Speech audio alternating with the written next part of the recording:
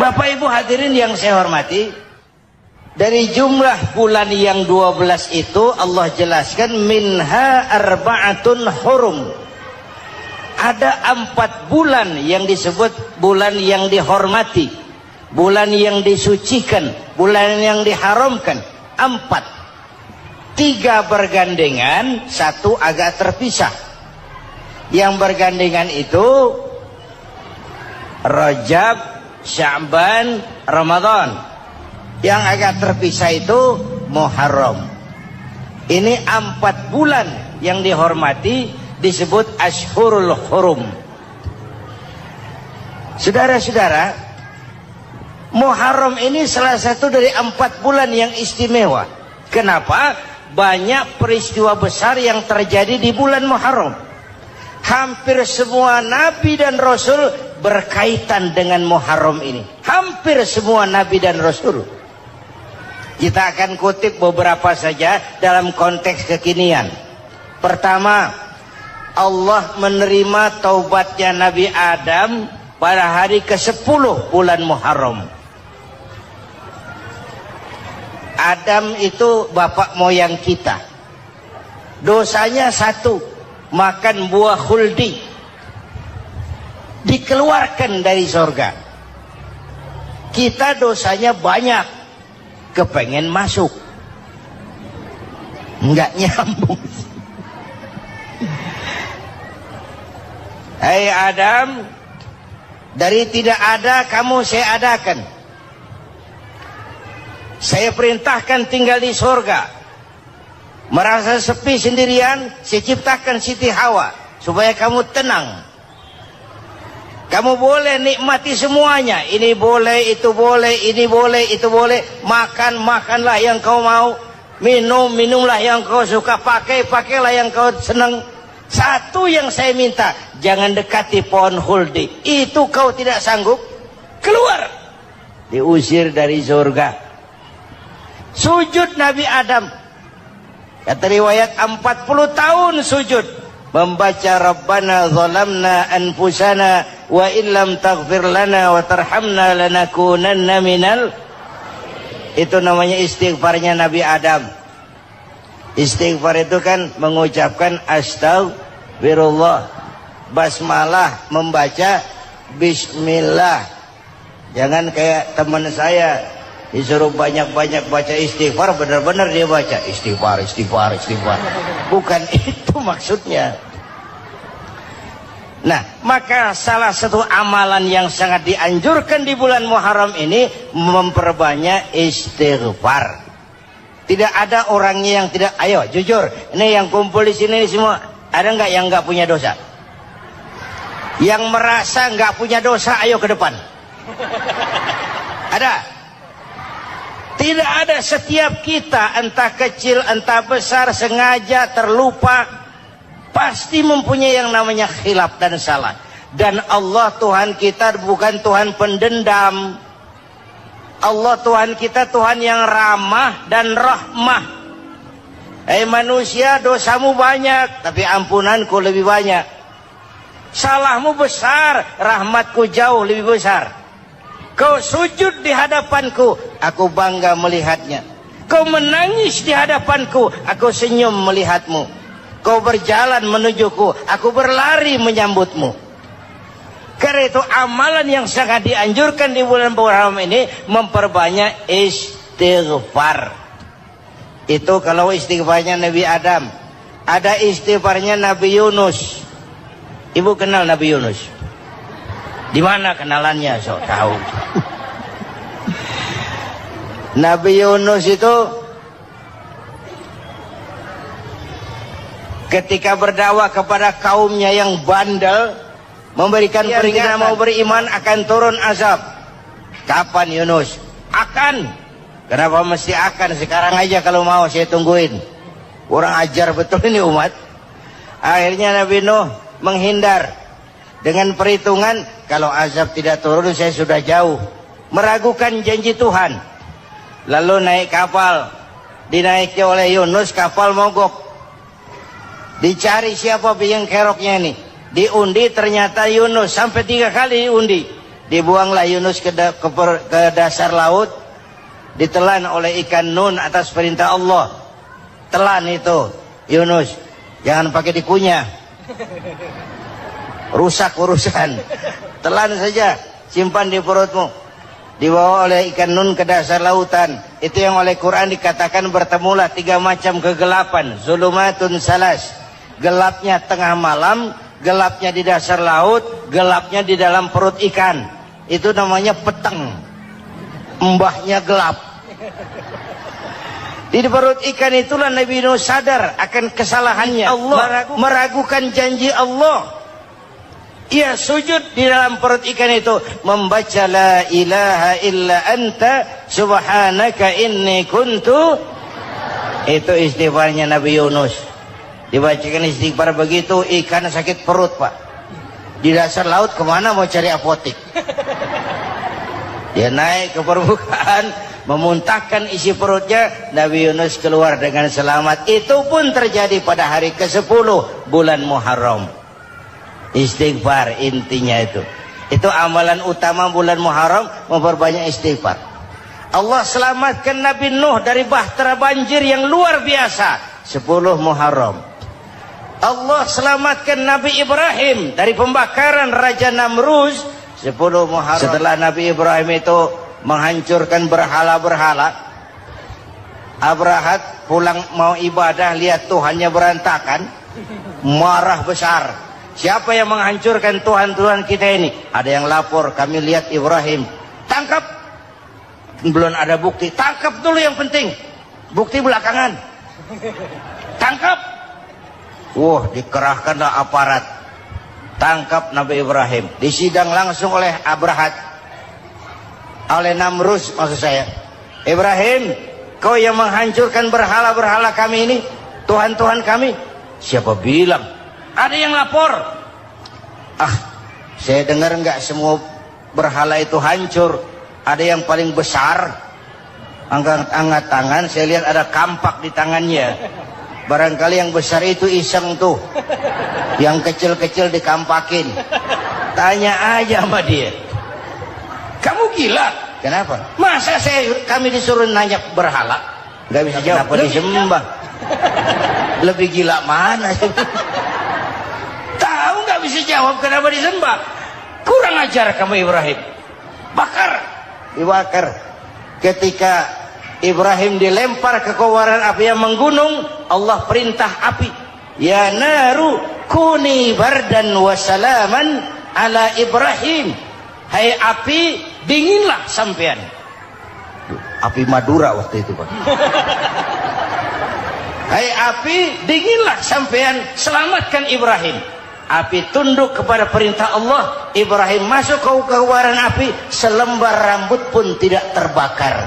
Kenapa? Apinya tunduk kepada perintah Allah. Kenapa? Karena Ibrahim orang yang takut kepada Allah. Api tunduk kepada perintah Allah. Kalau kita baca ayat itu, masuk ke api, mateng. Sudah hadirin yang saya muliakan, oleh karena itu selamatnya Ibrahim dari pembakaran Raja Namrud itu pun pada 10 Muharram, Yaum Asyura, hari ke-10 dari bulan Muharram. Imediat. Bapak Ibu hadirin hadirat yang saya cintai, sebagian kecil tentang Nabi Adam, Nabi Ibrahim dan Nabi Yunus, tapi saya belum menceritakan tentang Nabi Nuh tadi. Mengulang kaji, Nabi Nuh salah seorang rasul yang masuk ulul azmi 5 besar, karena memang perjuangannya menggambarkan satu usaha yang ulet dan luar biasa. Beliau diberi umur 950 tahun, lalu berdakwah selama 900 tahun, sore, pagi, siang, malam, dapat pengikut tidak lebih 80 orang. Rata-rata 10 tahun satu. Kalau saya minta berhenti aja jadi nabi, Pak. Ustadz mana masih mau buka pesantren? 10 tahun buka pesantren, yang nyantri cuma 1. Pedagang mana yang masih mau dagang? 10 tahun dagang, yang beli 1. Pimpinan partai mana yang masih mau kampanye 10 tahun buka partai yang nyoblos 1? Bangkrut. Umatnya bandel, kurang ajar, durjana, bajingan, tengik.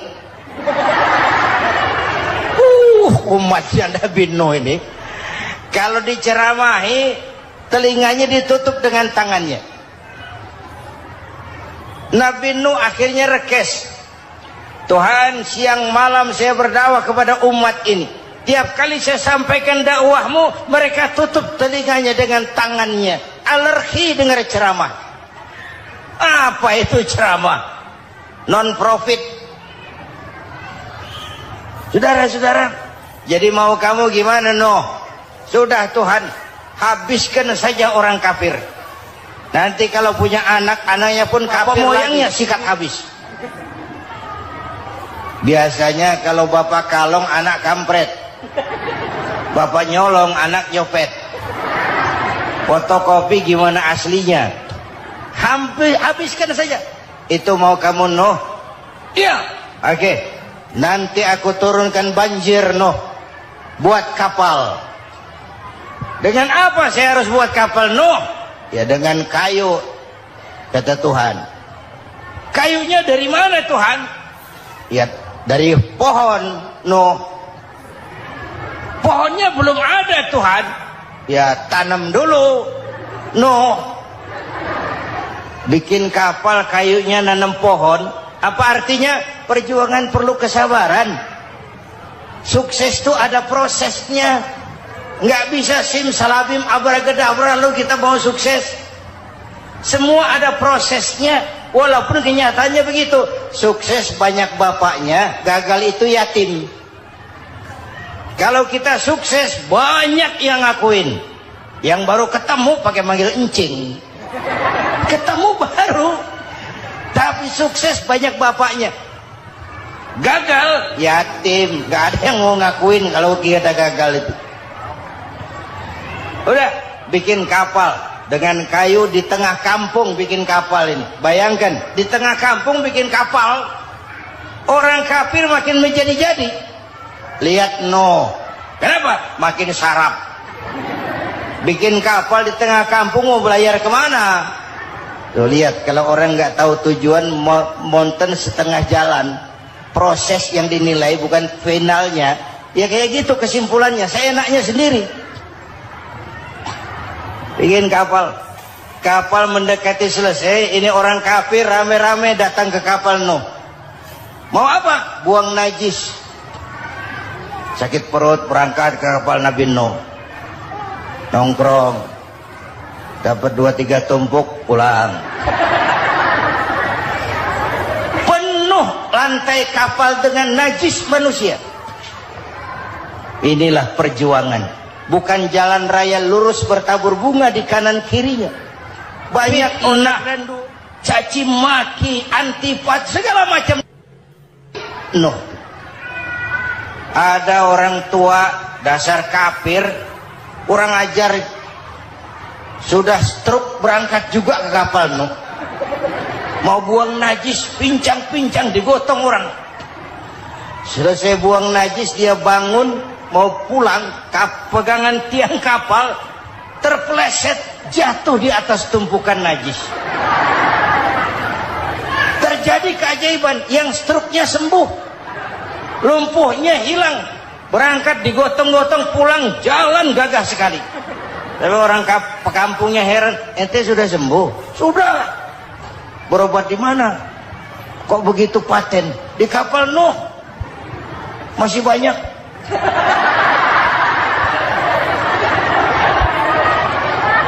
Yang berasa perlu obat bawa rantang, ambil bersih lagi geladak kapal itu.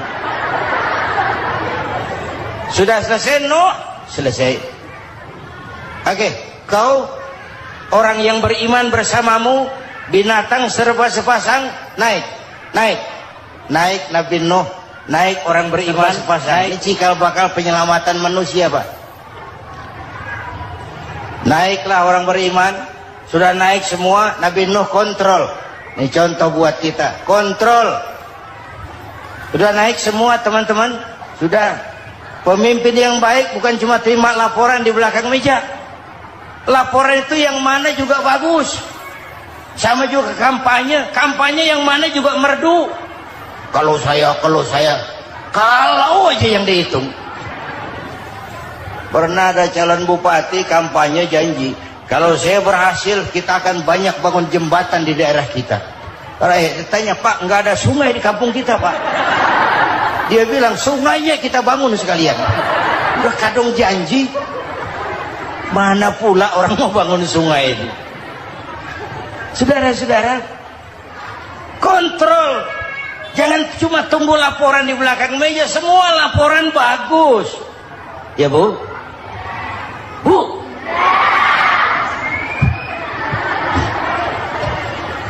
Nabi Nuh kontrol. Sudah naik semua? Sudah, Nuh. Pulan bin Pulan naik. Naik, Nuh. Paimin bin Tukijo naik. Kami lihat naik. Ada orang Jawa juga, Kiai. Ada. Sudah kontrol. Kanan anak saya ikut nggak naik kapal? Kami tidak lihat itu, Nuh. Kanan. Ini potret. Bapaknya aktif ke masjid, ibunya rajin ke majelis taklim, anaknya keleleran kemana-mana. Bukan di sini, di Prancis. Udah di sini insya Allah sama.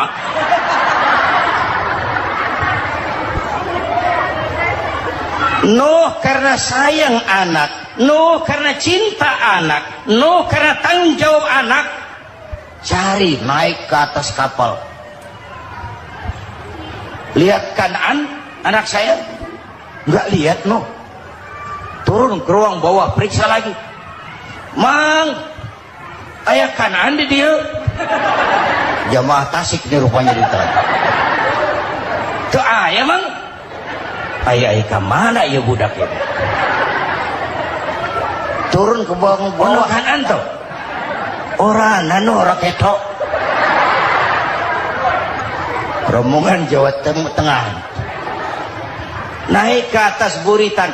Dari buritan kelihatan ternyata Kanaan tidak ikut naik kapal, kumpul di darat bersama orang kafir. Ini potret kita sekarang.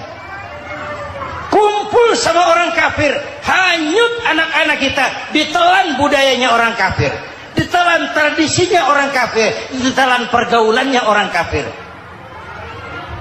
Nuh karena sayang anak dari atas manggil. Dalam Quran dijelaskan itu. Karena Nabi Nuh di atas, Kanaan di bawah, teriak, ya bunayyar kam ma'ana. Begitu dalam Quran di ayatnya. Cuma ini pakai gaya memanggil supaya kelihatan ke gambar, kira-kira Nuh manggilnya begitu. Ini namanya gaya dakwah, Pak. Kalau ceritanya datar nggak menarik, maka Nuh memanggil Kanaan, ya bunayyar kam ma'ana. Kata yang dengar, heeh. Ini gaya orang manggil, ya bunayyar kam ma'ana.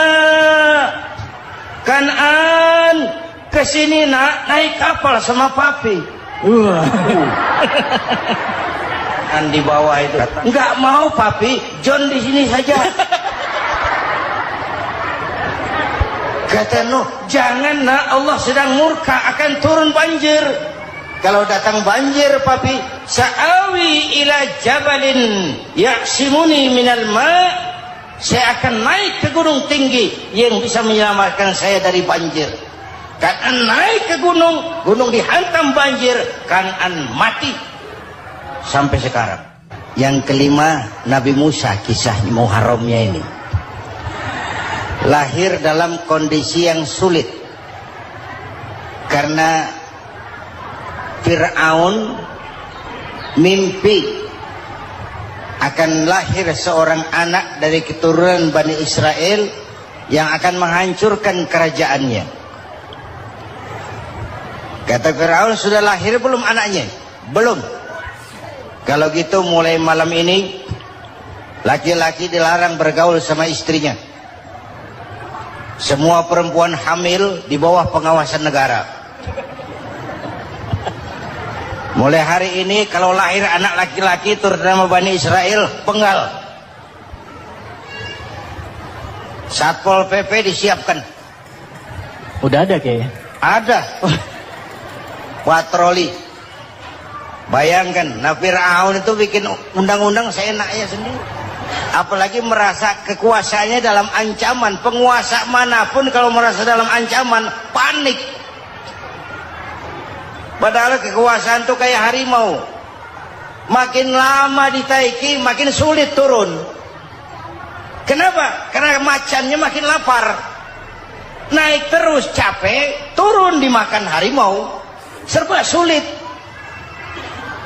Saudara-saudara, kalau kita mau belajar dari Pak Harto, saya melihat kekurangan Pak Harto cuma satu, terlambat berhenti.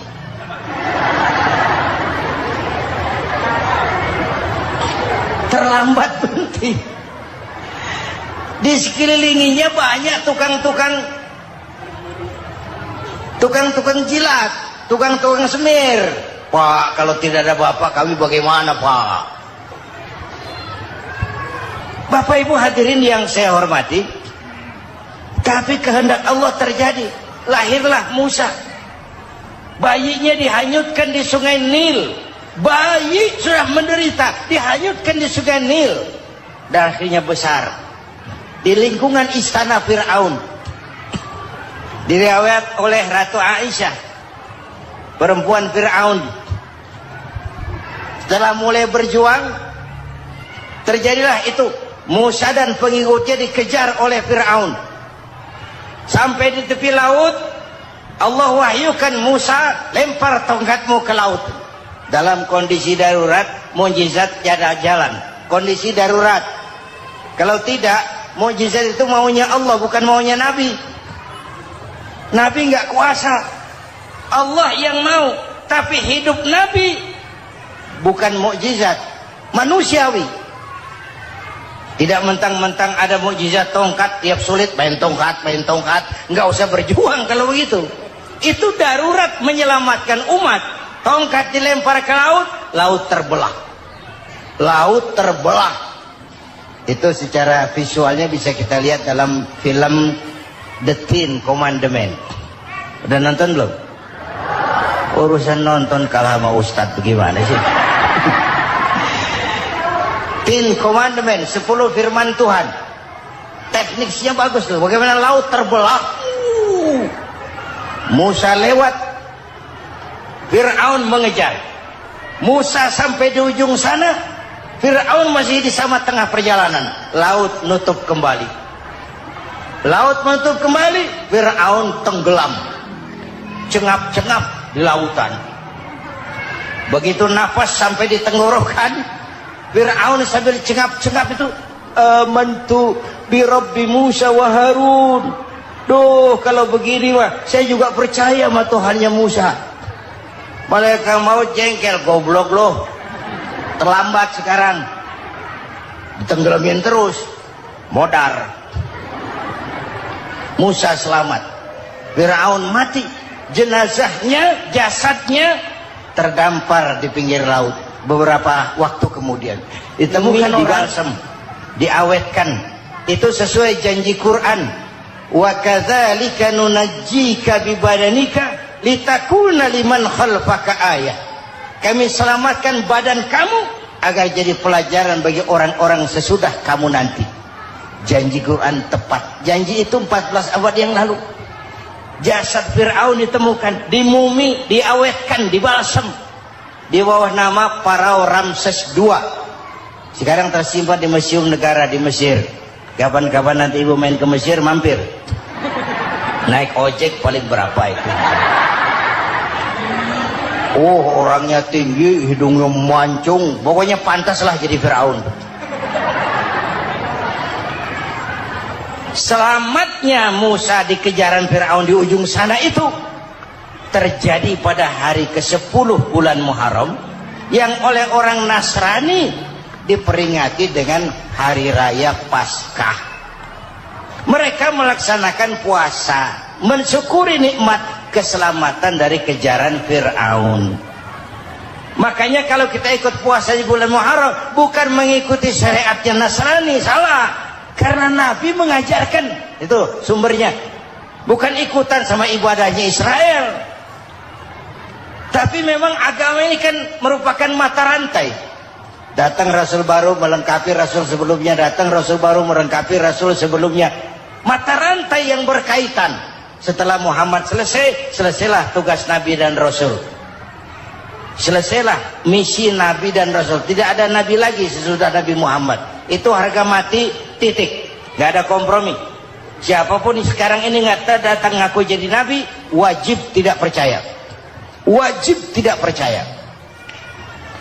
Tapi kaitannya memang kita bilang Nasrani, orang bahasa Arab, bahasa Ibraninya Nazaret, Nasiroh, Nazaret. Itu beda dialek. Kita Daud, dia David.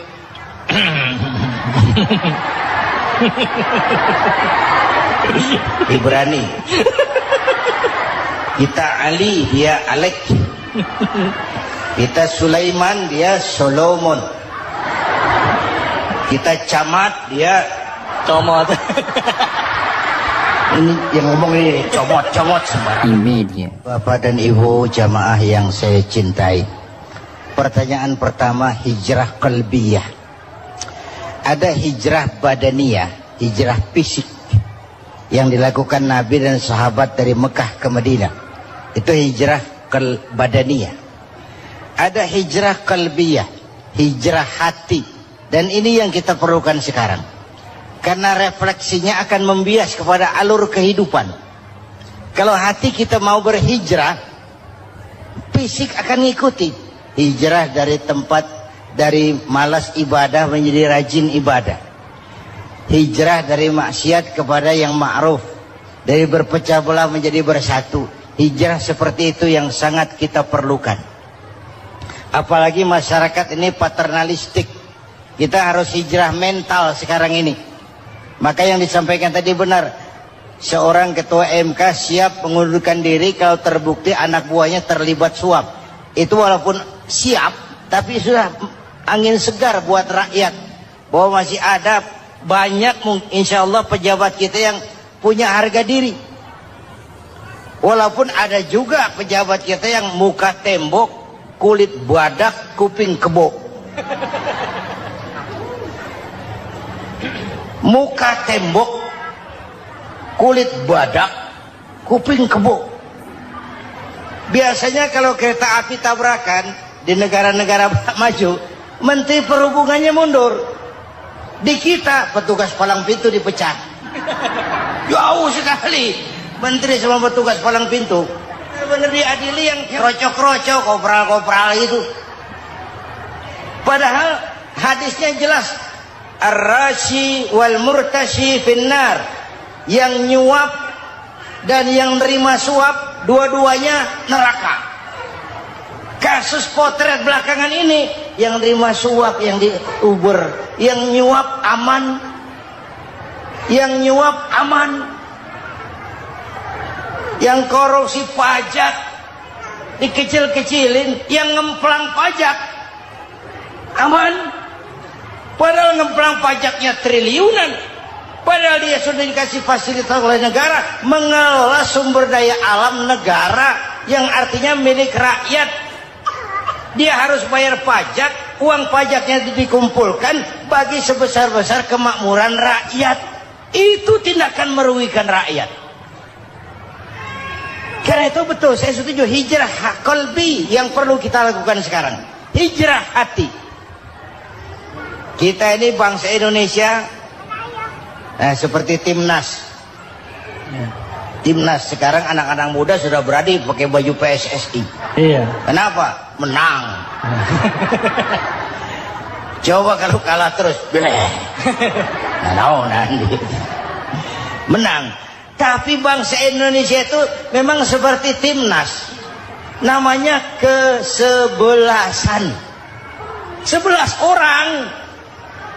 Walaupun ada pemain bintang ya ada presiden, gubernur, menteri, itu bintang-bintang. Tapi bintang baru ada artinya kalau dibantu 10 pemain yang lain. Cristiano Ronaldo, siapa itu? Penyerang tengah Real Madrid, bintang. Lionel Messi, siapa lagi itu? Barcelona, bercelana.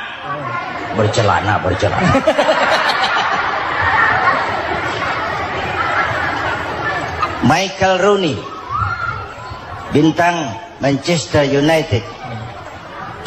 Ronaldo baru bintang, Messi baru bintang kalau ada 10 pemain yang lain.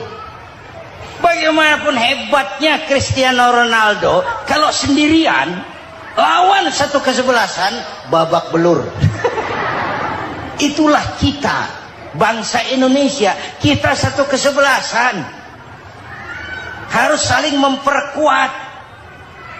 Ada bangsa kita ini yang jadi jaksa, ada yang jadi hakim, ada yang jadi polisi. Itu posisi penyerang tengah, kiri luar, kanan dalam, back, striker, kiper, posisi. Tapi sadar kita satu kesebelasan, Bung. Jangan bikin gol ke gawang sendiri. Kalau punya bola bagus, operan dong sama temannya. Yang bisa menciptakan gol, operan. Ada yang jadi pengusaha besar, bagus boleh. Punya untung besar, operan. Kasih masjid, kasih pesantren, operan. Ini kesebelasan kita kalau punya bola pelitnya setengah mati, Pak. Nggak mau ngoper. Bawa sendiri, mending bikin gol. Enggak. Kita ini satu kesebelasan. Satu sama lain harus saling memperkuat. Bahwa ada penyerang tengah, itu si posisi.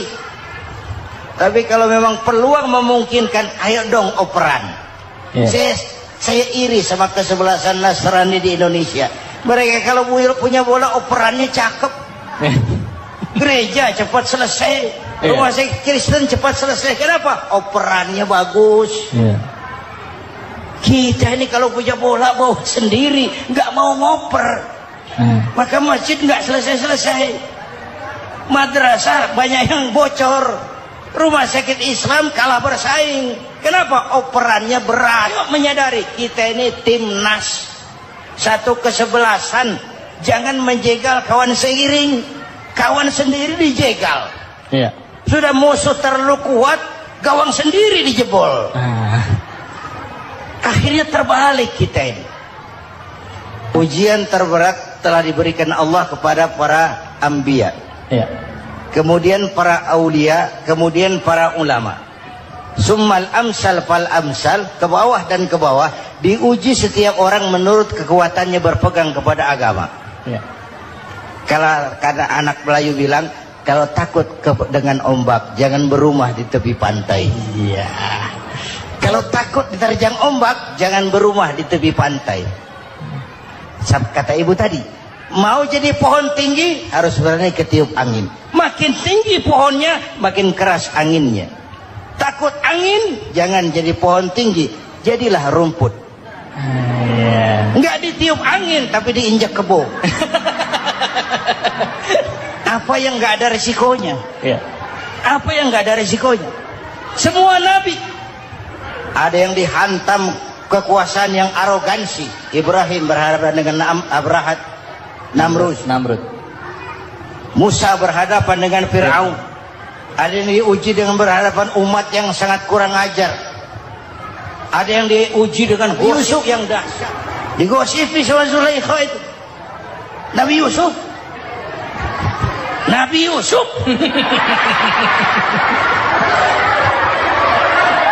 Yusuf. Yang namanya gosip itu kan menyebarkan keburukan orang. Kalau benar saja hukumnya ghibah. Kalau salah hukumnya fitnah. Fitnah lebih bahaya dari pembunuhan. Benarnya ghibah, salahnya fitnah. Saudara hadirin yang saya hormati, jadi resiko itu biasa. Tidak ada yang tanpa resiko. Kalau takut ombak, jangan berumah di tepi pantai. Tinggal bagaimana kita menyikapinya. Kalau kita dewasa, ini bagian ibadah saya kurang. Mungkin karena dia omongin orang, tambah pahala saya. Mungkin karena dia omongin orang, tambah pahala saya. Maka saya ngadapi gosip, sepatah pun saya nggak ngomong. Saya cicing, cicing.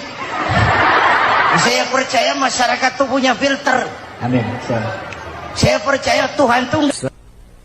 Pada pertemuan terdahulu sudah kita bicarakan bahwa orang yang menjalankan ibadah Ramadan dengan baik, dalam arti siang dia laksanakan ibadah puasa, sementara dia hidupkan malam-malam Ramadan dengan sholat tarawih, i'tikaf, tadarus Al-Quran dan sebagainya. Orang yang semacam itu keluar dari Ramadan dijanjikan oleh Allah, ghufira lahu ma taqaddama min zambihi, diampunkan segala dosa yang pernah dia kerjakan. Sehingga ia keluar dari bulan Ramadan seperti bayi baru dilahirkan oleh ibunya, bersih, tidak punya dosa kepada Allah lantaran sudah dibersihkan oleh ibadah Ramadan. Jadi dalam Islam dosa itu ditebus dengan taubat, dengan amalan kita sendiri, bukan dengan uang, tidak juga dengan beras. Saya percaya kalau dosa bisa ditebus dengan beras misalnya, barangkali Menteri Pertanian akan lebih dulu masuk surga. Kalau dosa bisa ditebus dengan uang, mungkin gubernur bank sentral atau para menteri keuangan akan menjadi penghuni surga nomor wahid.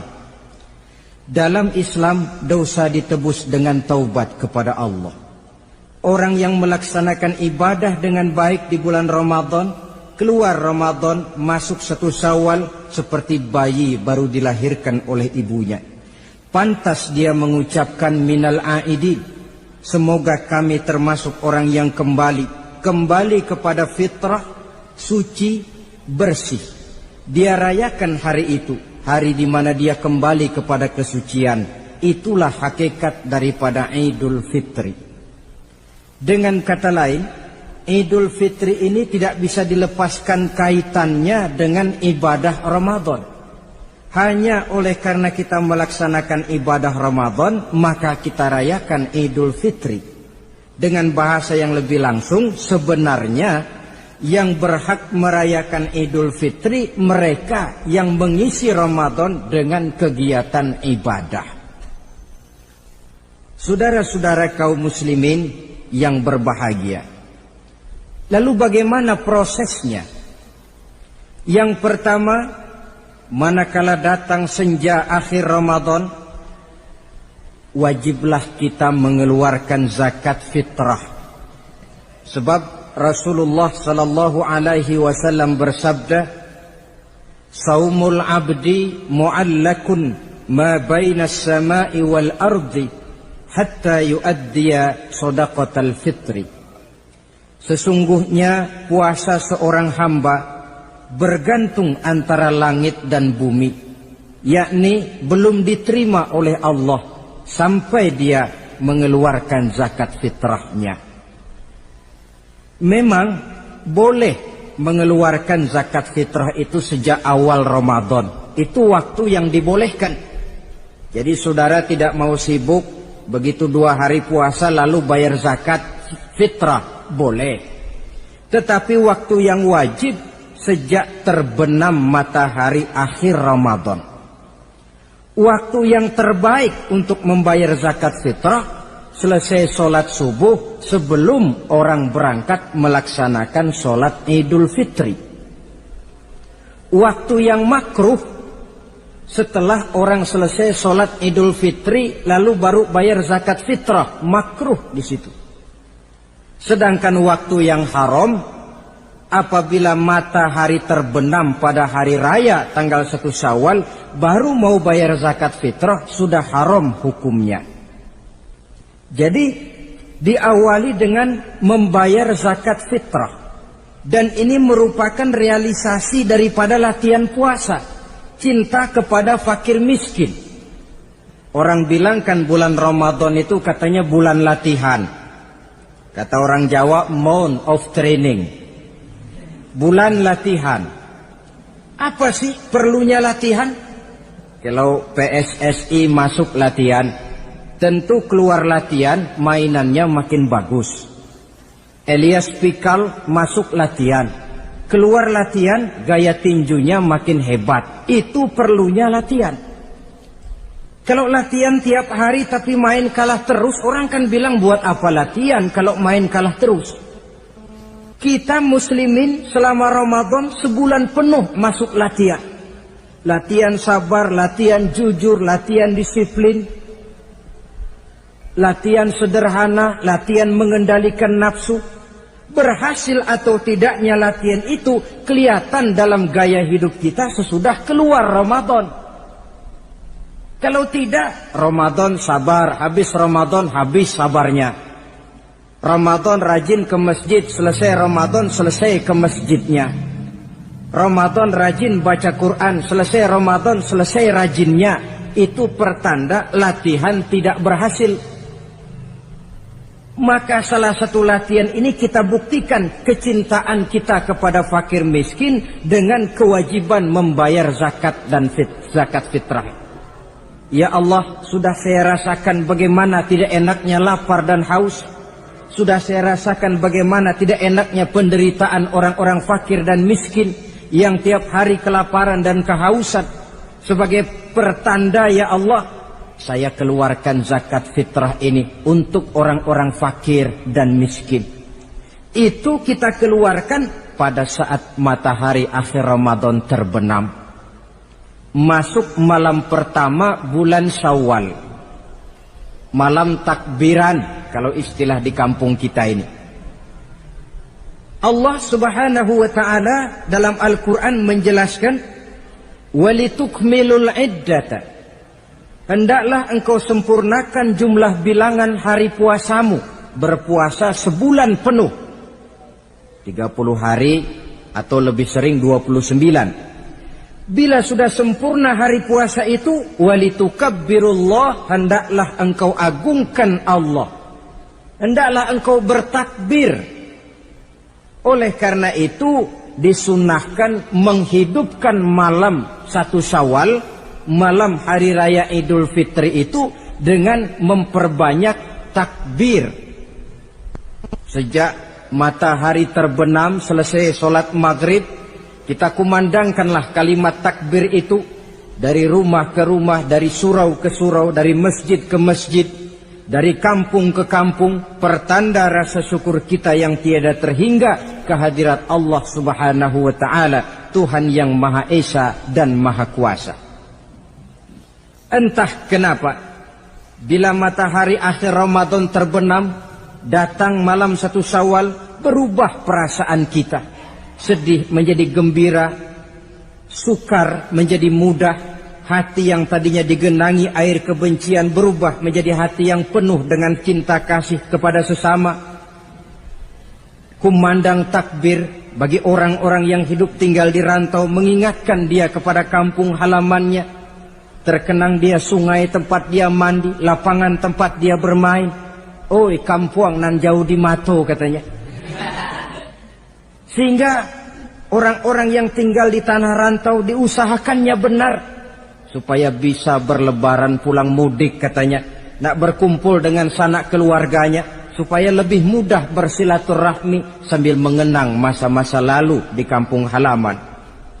Jadi setelah zakat fitrah kita tunaikan, sambutlah malam Idul Fitri itu dengan memperbanyak takbir. Ini disunahkan. Menghidupkan malam lebaran dengan memperbanyak takbir. Bukan memperbanyak bakar petasan. Itu kan pekerjaan mubazir. Dan mubazir itu jelas perbuatan setan. Ada yang bilang katanya bakar petasan itu nambah syiar. Syiar macam mana datang dari petasan? Sebagian lagi Berjaga-jaga juga, tapi bukan dengan memperbanyak takbir.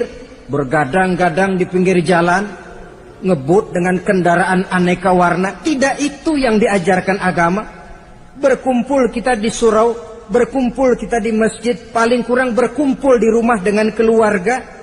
Ramai-ramailah kita bertakbir, memanjatkan puji dan syukur kepada Allah. Ya Allah, kalau tidak lantaran petunjukmu, sulit rasanya melaksanakan perjuangan yang berat sebulan penuh ini. Melatih diri, membina takwa, mengharap ridho. Dengan lapar, melilit perut. Dengan haus, mencekik kerongkongan. Bersyukur kami kepadamu ya Allah. Dan sebagai pertanda, kami kumandangkan kalimat takbir, memuji keagungan dan kebesaranmu. Allahu Akbar, Allahu Akbar, Allahu Akbar, walillahil hamd. Saudara-saudara kaum muslimin rahimakumullah. Di dalam satu hadis dari Ubadah bin Samit diriwayatkan oleh Imam Tabrani, bersabda Rasulullah sallallahu alaihi wasallam, "Man ahya lailatal fitri lam yamut qalbuhu yauma tamutul qulubi." Barang siapa yang menghidupkan malam Idul Fitri, maka hatinya itu tidak akan pernah mati pada saat hati-hati orang lain menjadi mati. Kita yang paling khawatir dalam hidup ini, pada saat hati kita sudah mati selagi jasad masih hidup, menjadilah kita bangkai berjalan dalam pandangan Allah. Badan hidup tapi hati mati, bangkai berjalan dalam pandangan Allah. Jadi ini hakikat merayakan Idul Fitri. Puasa Ramadan sebulan penuh, malamnya ibadah, menunaikan zakat fitrah, lalu malamnya menghidupkan malam dengan takbiran. Yang terjadi kan kita lihat adat yang dibesarkan, ibadat ditinggal. Puasa tidak, tarawih apalagi, lebaran kurang seminggu sudah lebih sibuk dia daripada yang puasa. Ke pasar kayaknya pasar mau dibeli semua. Rumah pun dicat, dikapur, baju diperbarui. Itu kan kulit. Memang lebih bagus kalau kulitnya baik, isinya pun baik. Tapi yang lebih penting daripada sekedar kulit adalah isi. Hakikat merayakan Idul Fitri kembali kepada kesucian. Kita bersih, tidak punya dosa kepada Allah. Itu kita rayakan. Dengan apa? Nah, oleh seorang ulama, Al-Imam Zakiyuddin Abdul Azim bin Abdul Quwa Al-Munziri, diberikan contoh bagaimana Rasulullah sallallahu alaihi wasallam itu merayakan Idul Fitri. Beliau berkata, yuhibbu sallallahu alaihi wasallam ayyuqabilal 'ida bil bisri was surur. Rasulullah sallallahu alaihi wasallam cinta, senang menyambut Idul Fitri bil bisri was surur, dengan muka gembira dan dengan sikap sukacita. Jadi merayakan Idul Fitri bil bisri was surur, muka menunjukkan kegembiraan. Kenapa gembira? Sudah berhasil berjuang sebulan penuh.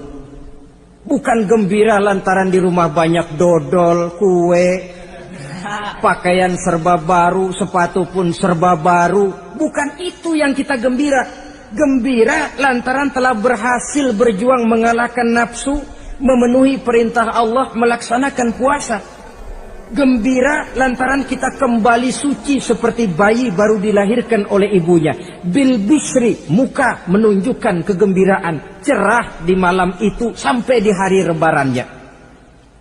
Jadi walaupun barangkali oleh karena kesulitan ekonomi tidak terbeli itu baju yang baru, tidak terbeli itu sepatu yang baru, tidak terbeli itu makanan dan kue seperti tetangga, jangan sampai mengurangi kegembiraan kita. Tidak boleh menyambut lebaran itu dengan manyun. Tahu manyun? Mukanya sudah macam asam sama kukusan. Tidak ada menunjukkan sikap kegembiraan. Nabi menghadapi hari itu bil bisri was surur, dengan muka cerah dan dengan sikap gembira. Tapi gembira dalam arti tetap pada jalur kontrol. Lalu apa lagi? Wattaubatu lillahi ta'ala, dengan tetap melaksanakan taubat kepada Allah. Wan nadam 'alal khataya, menyesal terhadap segala kesalahan yang pernah dikerjakan. Itu yang dilakukan baginda Nabi di hari raya. Wa masalihatil khusum, memperbaiki orang-orang yang bermusuhan. Wal akhzi binasiril mazlum, menolong orang-orang yang teraniaya. Wasillatil arham, melaksanakan silaturahmi. Wal ihsan ilal fuqara, berbuat kebaikan kepada kaum fakir miskin. Wa ziyaratil aqarib, menziarahi, mengunjungi kaum kerabat. Itu hakikat di dalam melaksanakan Idul Fitri. Jadi jangan terbalik, sudah merasa baju baru, ini kan lebaran, merdeka. Kalau kemarin Ramadan kita dikekang, tidak boleh begini, tidak boleh begitu, sekarang sudah keluar Ramadan, merdeka. Lalu dirayakannya Idul Fitri dengan bermabuk-mabukan, dengan judi, dengan perbuatan zina. Itu sama saja dengan baju baru habis dicuci sudah diceburin lagi ke dalam comberan. Ini kan ibarat baju masuk Ramadan dicuci sebersih-bersihnya. Keluar Ramadan, masuk Lebaran, tetaplah berusaha menjaga kebersihan itu. Kalau ditinggalkan Ramadan merasa merdeka, melemparkan lagi diri ke lembah dosa, sama saja baju yang sudah putih, bersih, ditriska bagus-bagus, tapi lalu dilemparkan lagi ke dalam comberan. Na'udzubillah min zalik. Saudara-saudara kaum muslimin yang berbahagia, jadi setelah zakat fitrah kita bayar, hidupkan malam Idul Fitri itu dengan mengumandangkan kalimat takbir. Lalu bila datang sholat subuh di pagi hari pertama bulan Syawal, kita laksanakanlah sholat subuh itu berjamaah. Jangan sampai terbalik, saking kepengennya sholat Idul Fitri, subuhnya enggak. Ini kan sama saja kata orang nyari jarum kapak hilang. Tak membela yang sunnah, yang wajib disia-siakan. Sholat Idul Fitri itu sunnah saja hukumnya. Sholat subuh wajib. Masakan yang wajib kita tinggalkan, lalu yang sunnah kita kejar-kejar. Terbalik tentunya. Lalu manakala usai kita sholat subuh masih mengumandangkan takbir, bersiap-siaplah kita untuk berangkat menunaikan sholat Idul Fitri. 2 rakaat, lalu diiringi dengan khutbah hari raya Idul Fitri. 2 khutbah, seperti khutbah Jumat itu. Khutbah pertama dan khutbah kedua. Kalau selesai melaksanakan sholat Idul Fitri, maka kembalilah kita ke rumah dengan suasana gembira. Untuk apa? Untuk berhalal bihalal. Istilahnya untuk berlebaran, saling meminta maaf. Kenapa? Dengan ibadah Ramadan, dosa kita kepada Allah insya Allah bersih. Tapi kan kita tidak cuma berbuat dosa kepada Allah, kita juga berbuat salah kepada sesama manusia. Dosa kepada Allah, taubat langsung kepadanya, sonder pakai calo. Tidak bisa saudara bikin dosa kepada Allah, datang ke rumah saya, Pak inilah saya kasih uang, tolong mintakan tobat saya kepada Allah. Ya tidak bisa. Dosa kepada Allah langsung bertaubat kepadanya. Tapi dosa kepada sesama manusia, Allah belum akan memberikan ampun kalau kita belum minta maaf kepada yang bersangkutan. Ini sulitnya. Kalau saudara dosa meninggalkan sholat, tobat kepada Allah. Tapi kalau dosa kepada sesama manusia, saudara mencuri sendal orang, cara taubatnya bagaimana? Pertama menyesal, kenapa mencuri? Yang kedua berjanji tidak akan mencuri lagi. Yang ketiga meninggalkan perbuatan mencuri. Dan yang keempat, sendal orang pulangin. Tidak bisa saudara mencuri sendal, Tuhan taubat, nggak lagi-lagi nyolong sendal, tapi sendal orang dibekap terus, nggak dipulang-pulangin, ya tidak termasuk taubat itu. Itulah sebabnya selesai sholat Idul Fitri, kita pun meminta maaf. Nah, siapa yang harus lebih utama kita mintakan maaf?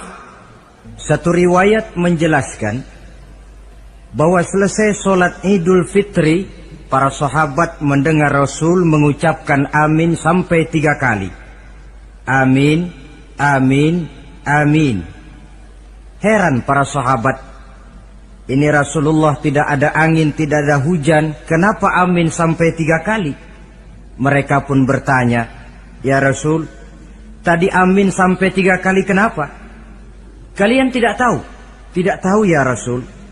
Begini, tadi itu selesai sholat, turun malaikat Jibril kepada saya. Beliau berkata, ya Muhammad, saya hendak berdoa kepada Allah. Maukah kau mengaminkan? Silahkan Jibril, berdoalah, saya akan mengaminkan. Rasul berdoa, Nabi mengaminkan. Doanya berisi 3 macam permohonan, maka Rasul pun 3 kali mengucapkan amin. Logikanya, kalau sudah malaikat Jibril yang berdoa, lalu Rasul yang mengaminkan, apa iya doanya itu meleset? Apa isi doa malaikat Jibril? Yang pertama doa beliau, ya Allah, hari ini, 1 Syawal ketika itu, saya mohon kepadamu, janganlah engkau terima puasa dan ibadahnya anak yang durhaka kepada kedua orang tuanya. Rasul di belakang, amin. Anak yang durhaka kepada ibu bapaknya. Ya Ramadan dia puasa di siang hari, malam dia taraweh, dia tadarus Al-Quran.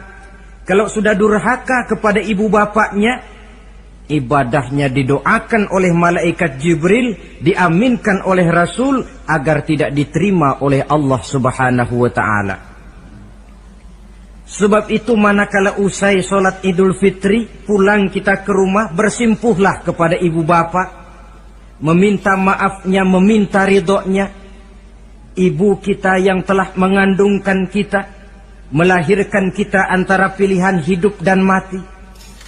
Bapak yang pergi pagi pulang sore, peras keringat banting tulang untuk mendidik dan membesarkan kita.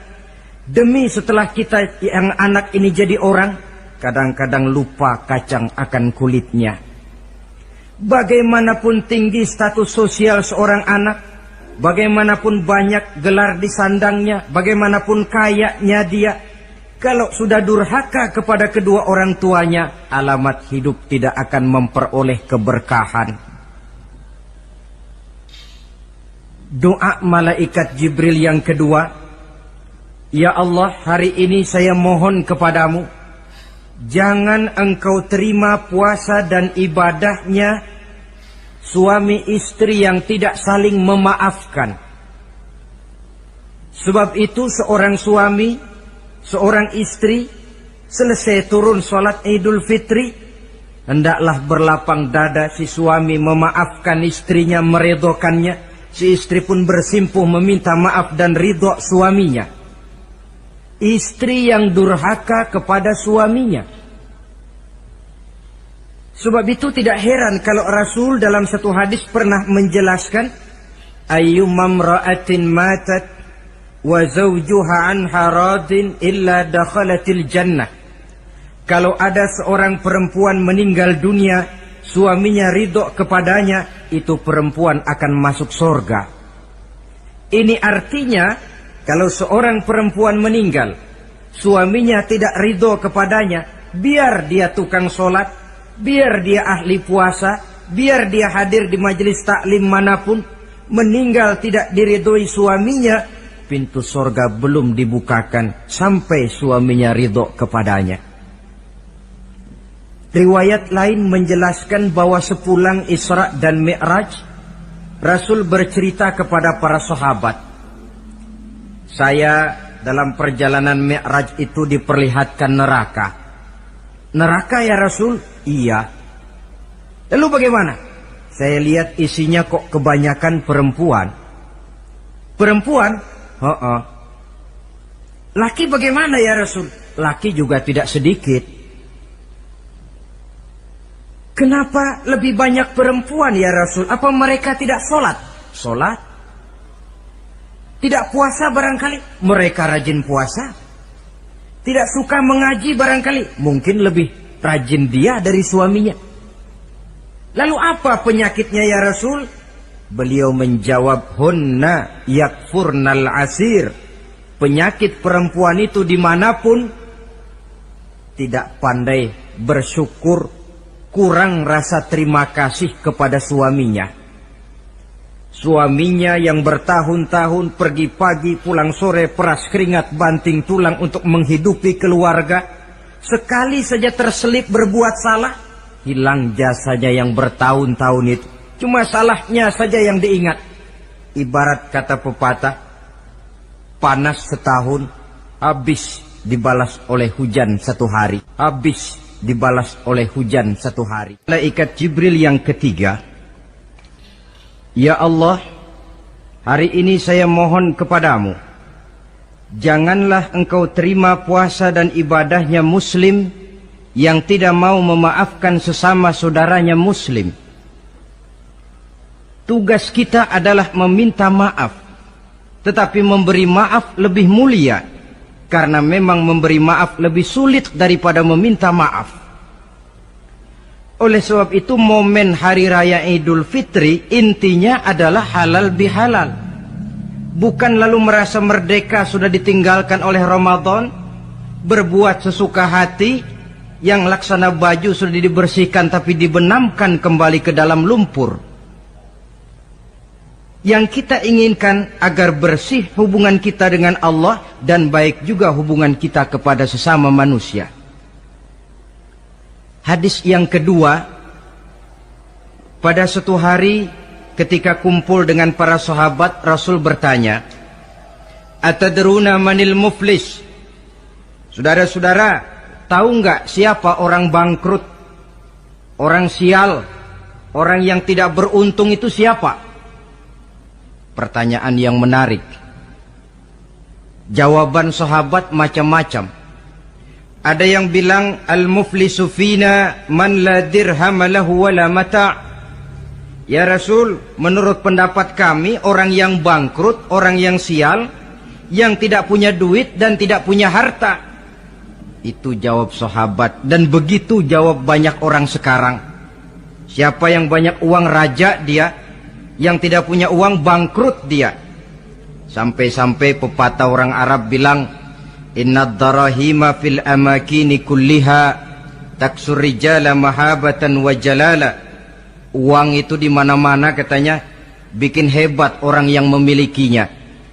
Coba lihat orang yang tidak punya uang dengan yang punya uang, jangan gaya hidupnya, gaya jalannya saja lain.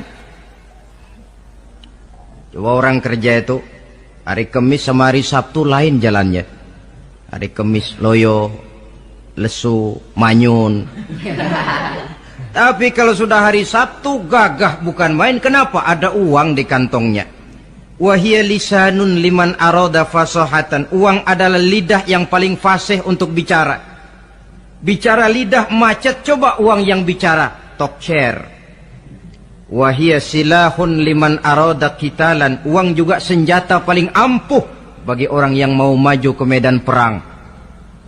Tapi apa benar begitu? Rasul menjawab, innal muflisa min ummati, orang yang bangkrut dari golongan umatku. Umatku bukan orang lain, bukan mereka yang tidak punya uang, kata Rasul, bukan mereka yang tidak banyak hartanya.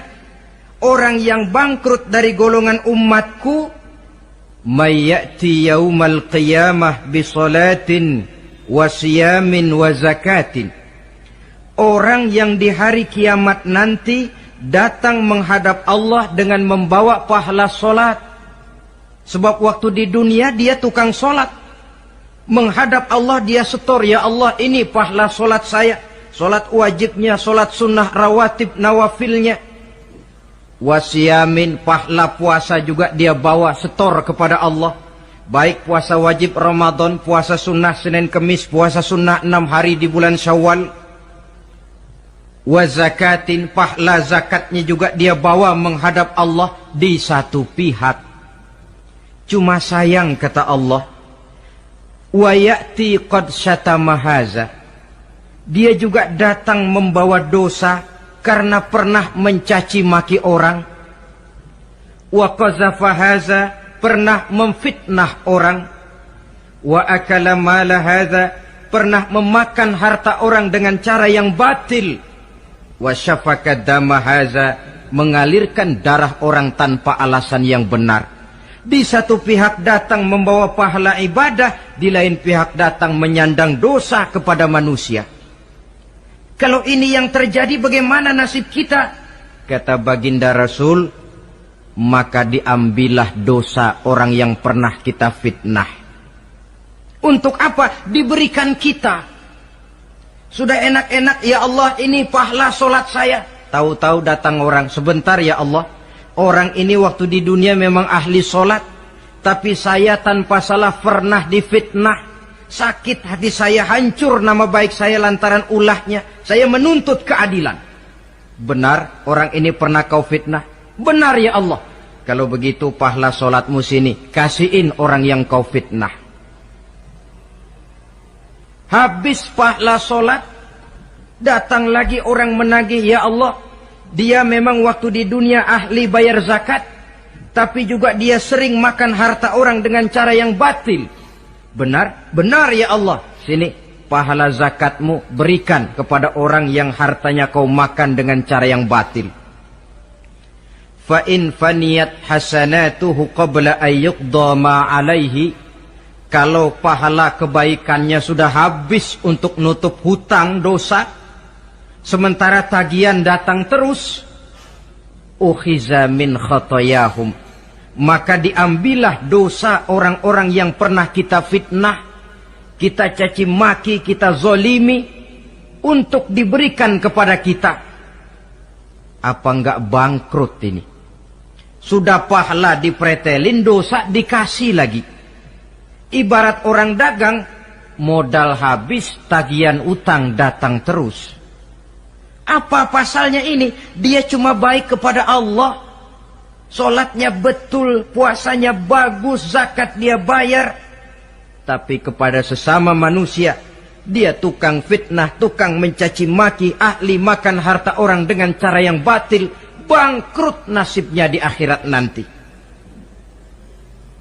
Maka keliru kalau momen Idul Fitri itu dimanfaatkan untuk sesuatu yang merusak arti kesucian, merusak arti fitrah. Mari kita dengarkan hadis dari Wahab bin Munabbah. Inna iblis alaihi la'nah yasihu fi kulli yaumi idin. Iblis tiap hari raya Idul Fitri teriak-teriak. Akibat teriakannya, laskarnya, bala tentaranya kumpul. Ya Sayyidana, man aghdabuka? Wahai junjungan kami, kata bala tentara iblis ini. Kenapa teriak-teriak macam itu? Apa yang bikin Tuhan begitu jengkel? Kasih tahu saja sama kami, biar kami hancurkan siapa yang telah menyakitkan hati Tuhan. Kata iblis, tidak ada yang nyakitin hati saya. Cuma kamu perlu tahu, kata iblis, innallaha qad ghafara li hazihil ummah fi hadzal yaum. Hari ini, hari Idul Fitri, Allah telah mengampunkan dosa umat yang berpuasa. Itu yang nyakitin hati saya. Setengah mati saya menggoda mereka, supaya mereka mabuk, supaya mereka zina, supaya mereka judi, supaya mereka merusak. Mereka puasa di bulan Ramadan, hari ini Allah ampunkan dosa mereka. Apa enggak sakit hati saya? Lalu apa tugas kami Tuhan? Kata tentara iblis ini, fa'alaikum an tusghiluhum bil lazat wa syahawat wa syurbil khamr. Kata iblis, kasih komando dia, begini saja, kau rusak mereka, umat Islam yang dosanya hari ini diampuni, kau rusak mereka bil lazat, dengan segala macam kelezatan, wasyahawat dengan memperturutkan hawa nafsu, wasyurbil khamr dengan meminum minuman yang memabukkan di hari raya Idul Fitri ini. Jadi kalau mereka datang bermaaf-maafan, Allah sudah mengampuni dosa mereka, tolong kau rusak suasana itu.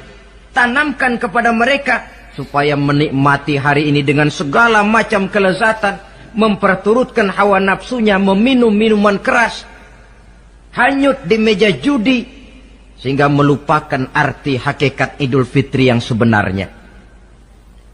Di akhir riwayat ini Nabi pesan, oleh karena itu kata Nabi, ijtahidu yaumal fitri fis sadaqah wa a'malil khair wal birri minas salah waz zakah wat tasbih wat tahlil.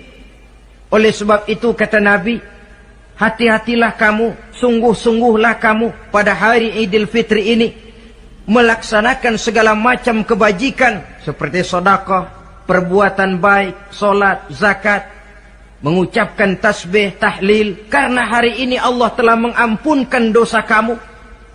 Jadi jangan dinodai hari yang bersih itu dengan perbuatan-perbuatan yang tercela.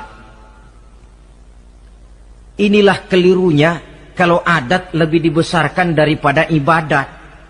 Kalau menyambut Idul Fitri itu yang lebih diutamakan baju barunya, pakaian serba barunya, rumah serba bersihnya, lalu fasilitas serba adanya, lupa kepada intinya, manusia akan mudah terjerumus menodai hari yang suci dengan perbuatan yang kotor. Saudara-saudara, ma'asyiral muslimin rahimakumullah. Karena itu Rasulullah sallallahu alaihi wasallam pernah menjelaskan apa hakikat hari raya sebenarnya. Beliau berkata, lil mu'mini khamsatu a'yad. Orang beriman mempunyai 5 hari raya. Yang kita tahu kan gampangnya Idul Fitri, Idul Adha, kan itu. Rasul berkata, orang beriman sebenarnya mempunyai 5 hari raya. Hari raya yang dia rayakan dengan kegembiraan. Kapan saja itu? Pertama, kullu yaumin yamurru 'alal mu'min wa la yuktabu 'alaihi zanbun. Setiap hari yang dilalui oleh seorang mukmin tanpa Allah menulis dosanya, itulah hari raya baginya. Jadi kalau berlalu satu hari dan hari itu kita tidak melakukan dosa satupun, itu hari raya.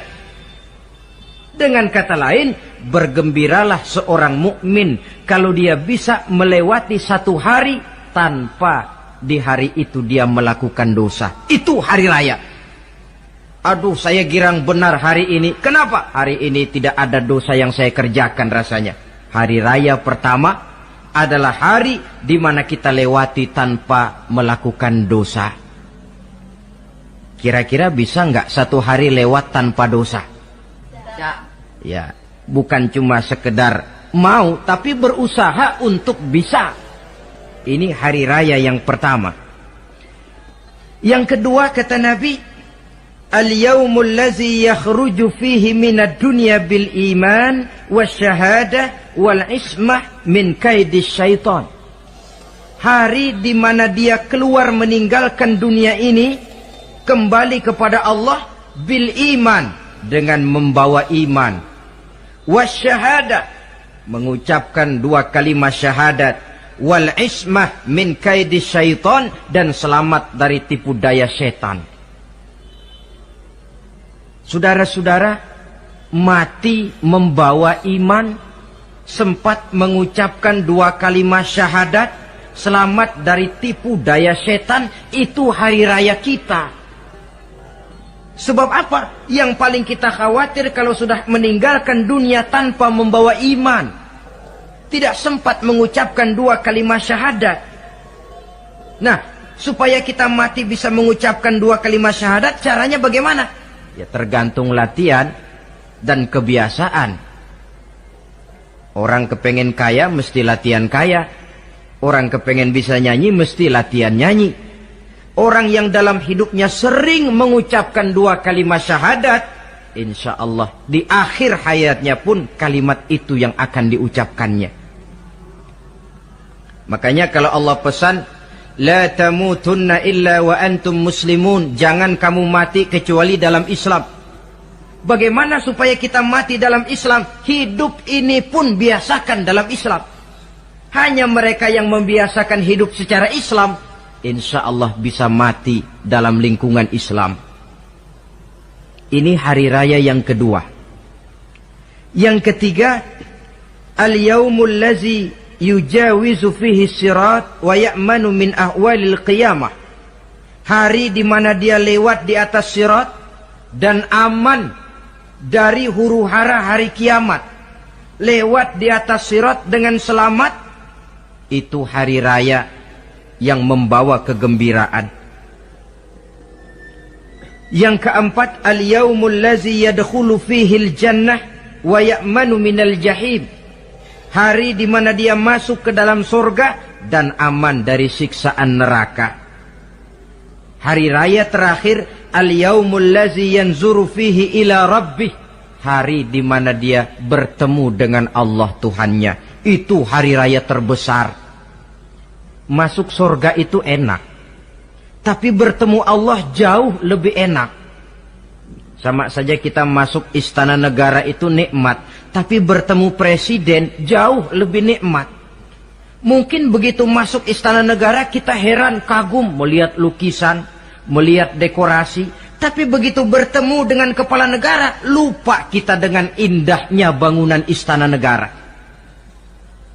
Mungkin ketika masuk surga kita kagum, begitu luar biasa kenikmatannya. Ketika bertemu dengan Allah, hilang kenikmatan surga, tertutup oleh nikmatnya bertemu Allah. Ma'asyiral muslimin rahimakumullah. Nah, lalu ada satu tradisi di negara kita ini yang disebut acara halal bihalal. Di Arab ini tidak ada. Dan memang halal bihalal itu bahasa Arab yang di Arab sendiri tidak terpakai. Halalun bihalalin artinya saling halal menghalalkan. Maksudnya saling maaf memaafkan. Kemarin saudara tanpa salah saya pukul, haram. Kesempatan ini tolong dihalalkan, artinya tolong dimaafkan. Karena kita bertemu seorang-seorang sulit, datang dari rumah ke rumah pun memakan waktu. Biasanya pun orang mengadakan acara kumpul, entah itu organisasi, entah itu kantor, entah itu keluarga besar, kumpul dalam satu acara yang lazimnya mereka sebut dengan halal bihalal. Rangkaiannya tidak terpisahkan dari puasa Ramadan, Idul Fitri, dan halal bihalal. Artinya, karena kita melaksanakan puasa di bulan Ramadan, maka kita rayakan Idul Fitri.